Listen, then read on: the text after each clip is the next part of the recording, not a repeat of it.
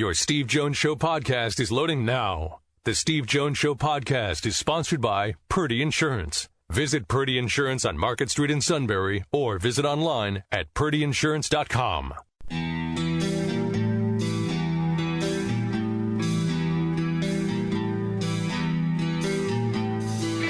Sports talk where your voice counts. This is the Steve Jones Show on News Radio 1070 WKOK. Now from the Sunbury Motors Studio, here's Steve Jones.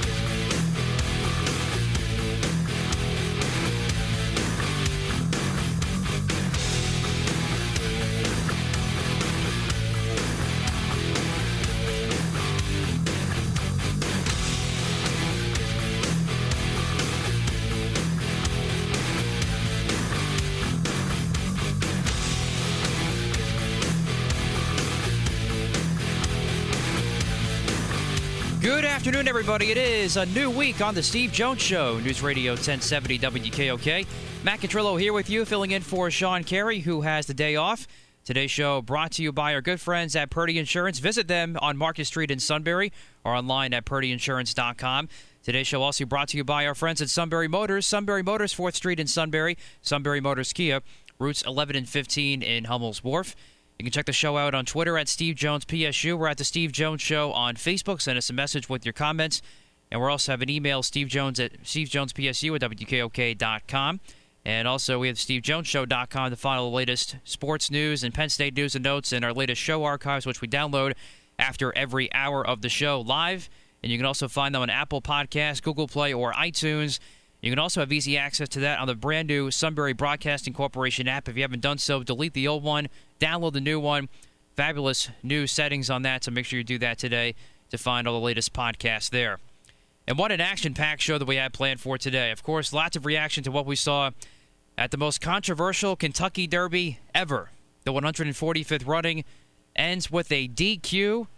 Maximum Security was the winner, clearly the best horse, but then Country House gets the win after a 22-minute delay in taking to do the video replay, and it shows that Maximum Security interfered with War of Will, and they ended up getting the disqualification, heading into Country House for the win. First time ever that's ever been done on the track for the Kentucky Derby. And since then, today, the Maximum Security owners have appealed to the Kentucky Horse Racing Commission. And so we'll see what happens with that. And also, word of note is, as of now, Maximum Security is going to be skipping the Preakness, which I find somewhat odd, but we can get into that a little bit later on. But getting back to what happened on Saturday night, Maximum Security was definitely robbed, I think, when it's all said and done. Now, the one thing I did see, they did go by the letter of the law. I've seen this on SportsCenter afterwards. Yes, it was true that the rule is if you interfere with a horse that has a chance to place well or even win, then you do get disqualified. And there was some contact there. I don't think it was as egregious as what the stewards indicated and why they ultimately handed the DQ. But there was some contact there. Both races didn't come close to kind of tripping up on each other when they came down the final stretch there. But again, I didn't think it was anything egregious. And it's also kind of been the consensus that the horse, Maximum Security that is, got a little bit spooked out because of the big crowd that was there at Churchill Downs, 160,000 fans plus that were there, and it kind of spooked the horse. But then the jockey pulled the horse right back. You can clearly see that on the replay, at least that was from my perspective. So I really overall just didn't see anything malicious at all. So while, yes, it kind of goes by the letter of the law, there was really, to me, no malicious intent or enough to overturn it. And I also tweeted this out, too, at the end of the race. If you go back to just the simple principles of video replay, we see in the NFL, we see in Major League Baseball, etc. If it takes you 5 minutes, let alone 22 minutes, to think about changing a call, you should probably stick with the call on the field. In this case, the call on the racetrack there, Steve. And I think it was totally done wrong here, and we'll have plenty of reaction with that coming up. We have Lafitte Penkai from NBC Sports joining us at 4:35 today. Well, this is what I think. In Europe and Japan, this doesn't happen. In Europe and Japan, this does not happen. Okay? And I understand what the stewards are trying to do, so I got that. Look, they know a lot of money is going to change hands. And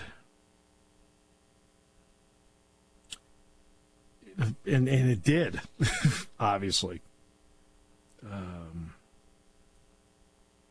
And they looked at it over and over again. But you know what? I've always had a theory that when it comes to replay, and it's a theory that's been developed, unfortunately, over time.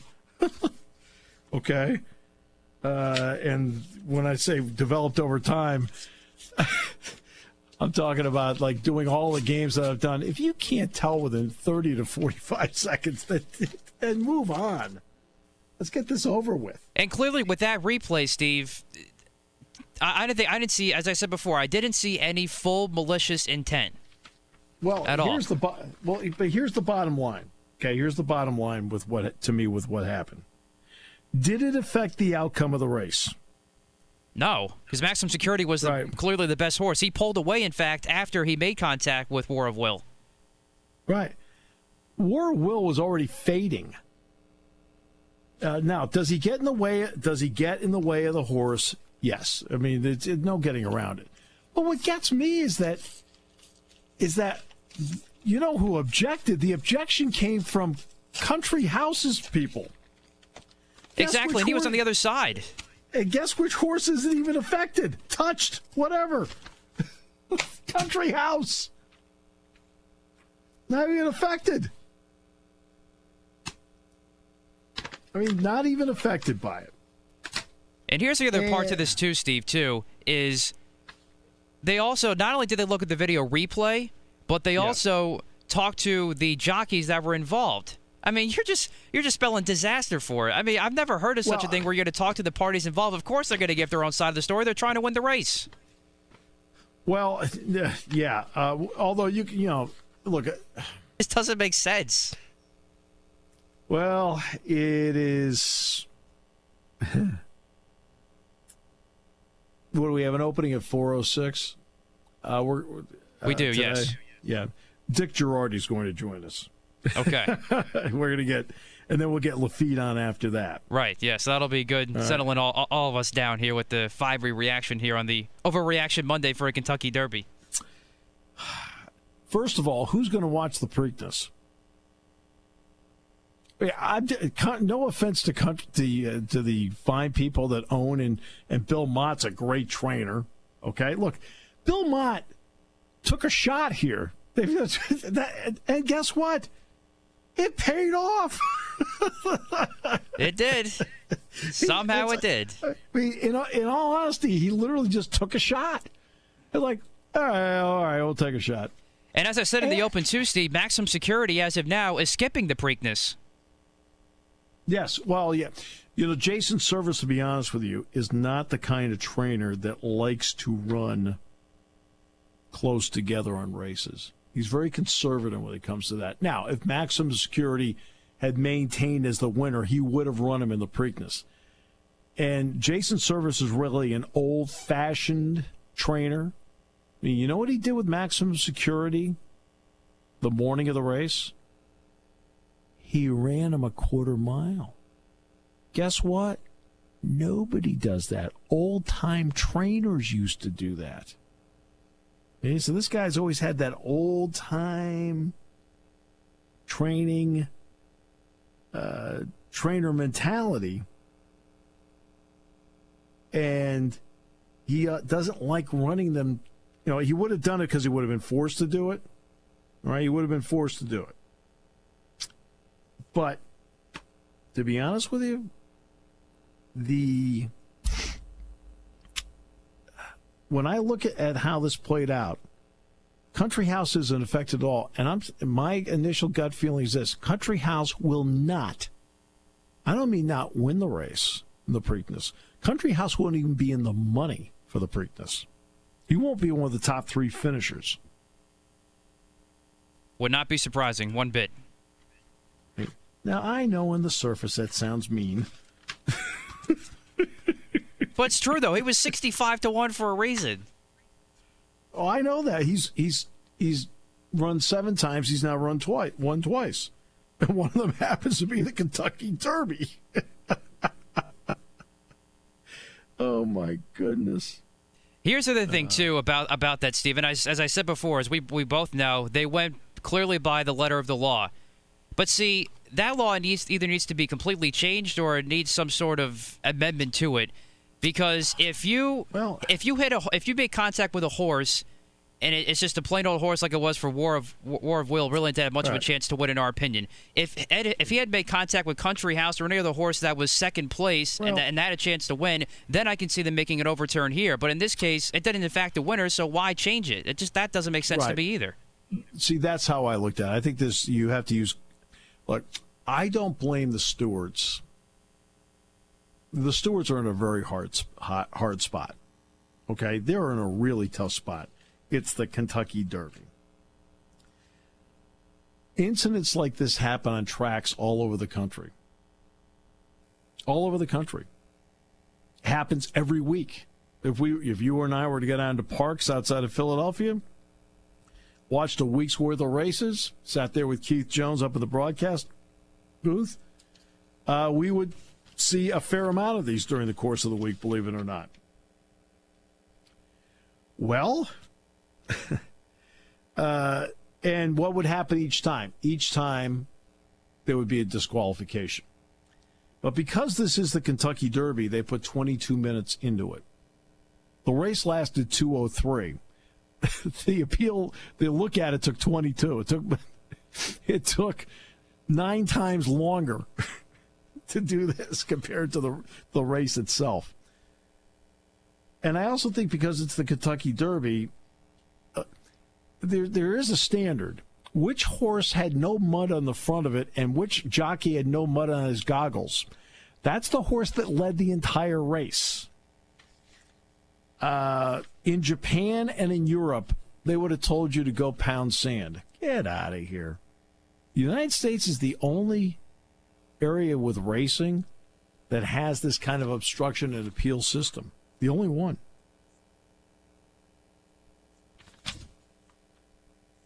Oh, well.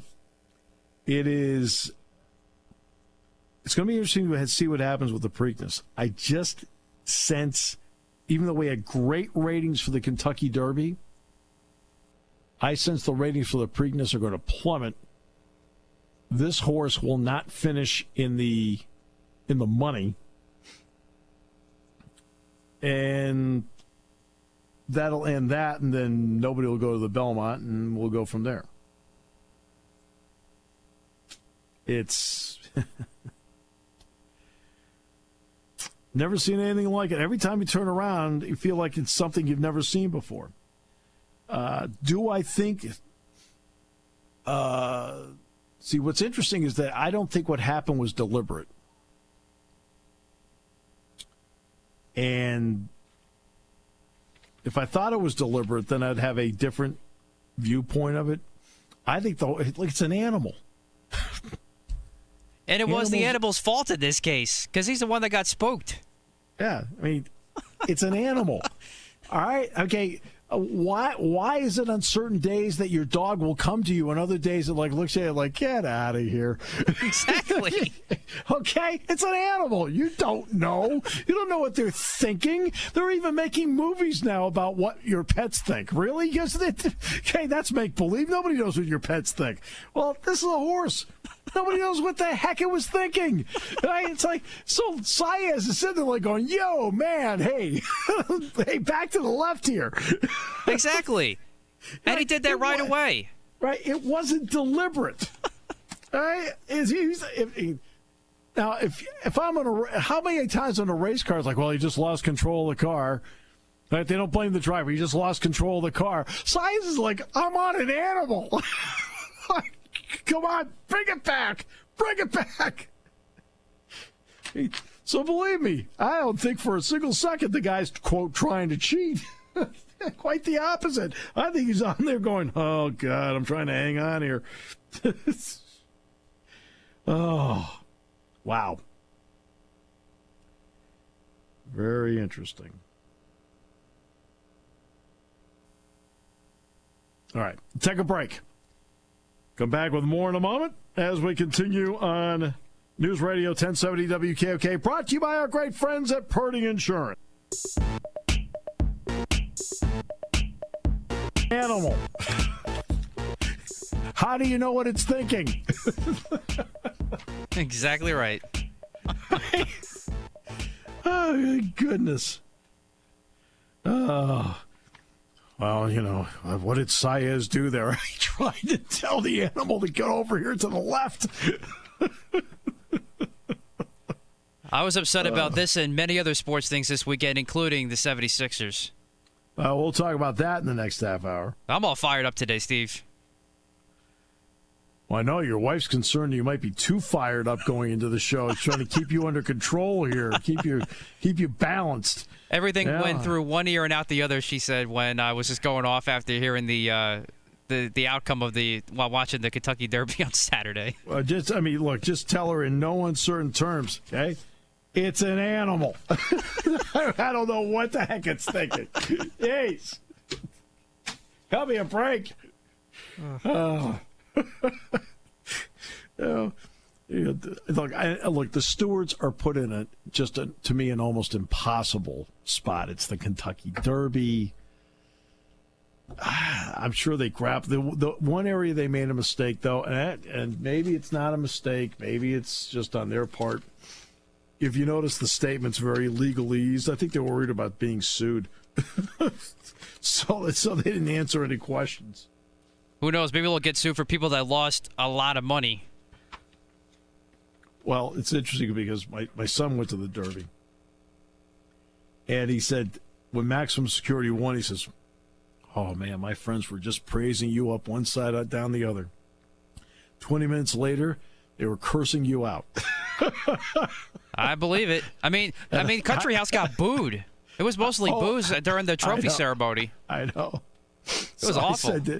I texted him back, said, "I accept full responsibility." So.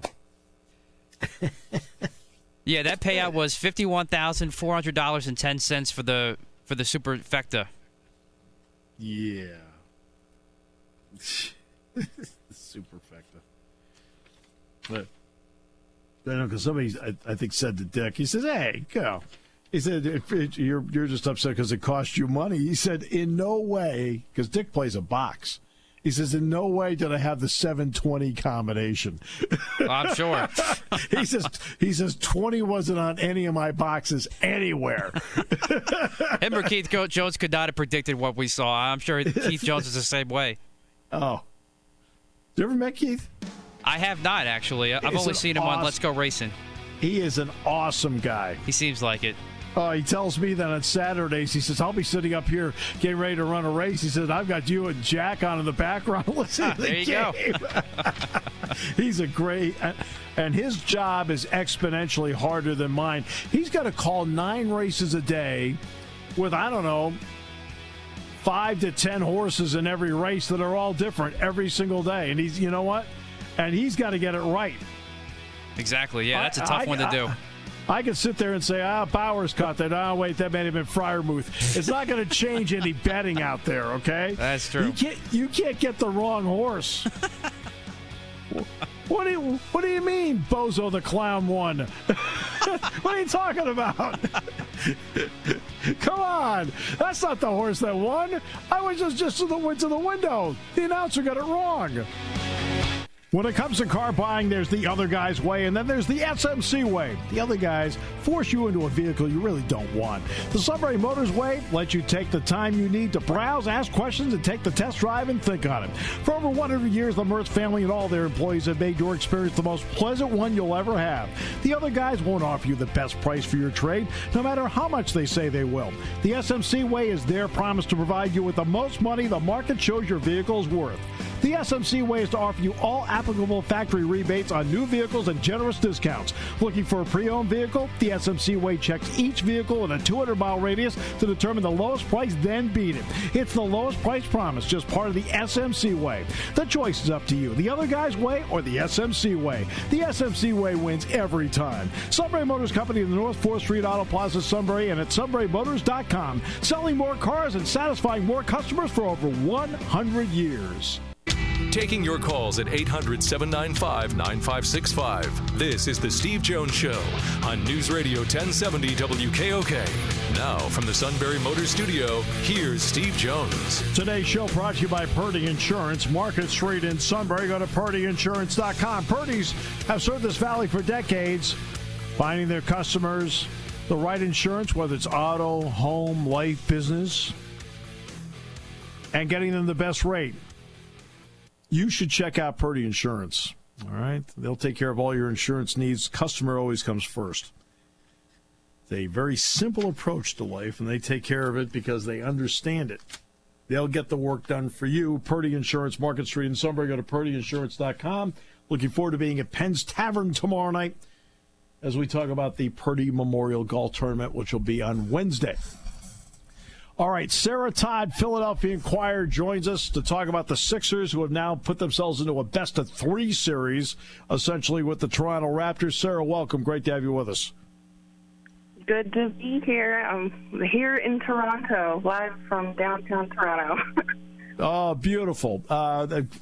Great to have you there. Let's start with this. Are the veterans, Jimmy Butler, Mike Scott, are they a little, in this league, if you're not 100%, you have to have the ability to pull yourself out. Joel Embiid's not doing that. Are the veterans not exactly enamored with his approach? Yeah, there was a few comments from Jimmy Butler last night that seemed like he wasn't very approving of a couple of guys' approach to the game, because Game 4, that is. And basically what he said is, if you're going to play sick, then you have to still maintain an offensive aggressiveness. And, Joel went 2 of 7 from the field in that game, in the Game 4 loss. And that's just not enough from the guy who's been a leading scorer all season and who they expect to be a dominant force in the playoffs. It's just not enough. So, if you're too sick to play, and health, is something that you really want to maintain, maybe, chance tying it, but get healthy so that you could play harder through the final 3 games. And Brown said that there was consideration for him not playing, but Joel was the one that eventually made the decision to go out. Yeah, he already pulled himself out of one game this year. Was the Game 2 against Brooklyn, which they won, ironically. All right, so now you've got this situation with Jimmy Butler. I want to ask you about Butler when it comes to his ability to fit in. How long do you think did it take for him to fit into what the Sixers were doing? It's weird. I will be the first to admit that I had a lot of questions about Jimmy Butler through the regular season with his time with the Sixers. He was really deferential. He passed up on open shots. He denied a lot of screens. He had complaints about wanting to be more of a ball handler and in more pick-and-roll scenarios. So it seemed like things weren't fitting together. And there were tons of questions heading into the postseason. But a switch has been flipped, and I think that if you're any player on the Sixers or any person within the Sixers franchise at all, whether it's coaching staff or front office, see what he's able to do in the playoffs. And he fits perfectly. There's not a problem. He takes the shots when he's open. He attacks when nobody else is attacking. And it doesn't seem like anybody has any complaints about Jimmy Butler at this point. And that's what you want him here for. That's why you need him on the team. Which then brings me to Ben Simmons. How concerned are people around the Sixers with Ben Simmons' level of play in this series? Yeah, that's I just spent the last few hours going through a lot of the game tape, and there were quite a few plays in Game 4 where Simmons either had what looked like a wide-open dunk or a layup, or he had a step on maybe Pascal or Kyle Lowry, and he just didn't take it to go to the rim and instead passed out or passed to someone else who was in even more defensive trouble than he was. And, we know that this guy is not going to shoot jump shots. We know that's not happening. But if he's also not going to attack the rim, then he becomes completely relegated to just hiding on offense. And then you're playing 5-on-4. And so that's a really difficult position to be in the playoffs because every team is fighting on every possession. But if you're missing a player on offense, what are you going to get? Before the series began, I made the point on a show about a problem for Ben Simmons was going to be, in my opinion, the physicality of Kawhi Leonard. Has that played out in this series? Has the physicality of Kawhi Leonard bothered Ben Simmons when they've been matched up? I don't necessarily think that Kawhi has been any more physical with him as a defender than anyone else. I mean, Kawhi obviously has defensive gifts that other people don't, his length, the size of his hands, his lateral quickness. But the physicality, I don't think, has been anything different. I think it's maybe just his speed and agility defensively. That still doesn't excuse any reason for Ben not being able to drive, especially when he's on a mismatch and Kawhi's not on him. He should be trying to dominate in those situations. What have you thought of Kawhi Leonard? I mean, you've seen him a lot before, Sarah, along the way. But what have you thought about the level of play of seeing him on an everyday basis like you've had the last week? It's absolutely ridiculous. I mean, there's hardly ever any big reacting on press row or in a press box when you're at a game, but Kawhi hits these shots, and when you're watching it in real time, it's like, oh, there's a guy in his face, he's fading to the left, he's falling, he's not set, it's not rhythm, and his shot is super flat sometimes, and it just doesn't matter. They go in. He's like a killer robot, and nothing can stop him. And so we're all sitting there on press row, we're writing our stories, and he takes a shot, and it goes in, and it's an unbelievable one. We all just look at each other and shake our heads. And that happens, many, many times a game over this series. It's been unreal to see. What about Kyle Lowry now? How well do you think he has played? Not great. Right. It's a little bit weird with Lowry because, I don't know, being around the games and so close to them, it's hard to separate what he's doing on the defensive end from seeing him, fall all over the place and complain to the refs a lot. And even before last night's game, I had, people coming to me and they're like, oh, Lowry talks too much, or he's messing around with fouls too much. And I was like, every person in the NBA does it. It's not just a Lowry thing. It's every person. You're just noticing him because you're watching the Sixers games. But last night, I kind of started to come over to the other side of that, and it is insane how much he talks to the refs and how much he gets away with talking to them and the volume that those conversations are at. Let me ask you about the officiating in not just this series, but all the way through. There's obviously been, before Game 2 of the Rockets-Warriors, it even came down to this guy is going to be officiating the game, and he and Harden have problems and so forth. I mean, we all know right. Biases enter into it. But how do you view the officiating in the NBA right now? It's a tricky situation. There's definitely, guys like Scott Foster and Tony Brothers, they definitely have a reputation around the NBA. And, there's a reason that in NBA locker rooms before every single game, on the seats of the players, their chairs next to their lockers, before every game they get a sheet of paper and it says who the officials are and it has their picture. And, I can't imagine that that's for any other reason than a player identifying somebody that they either know they can get a call from or they can't.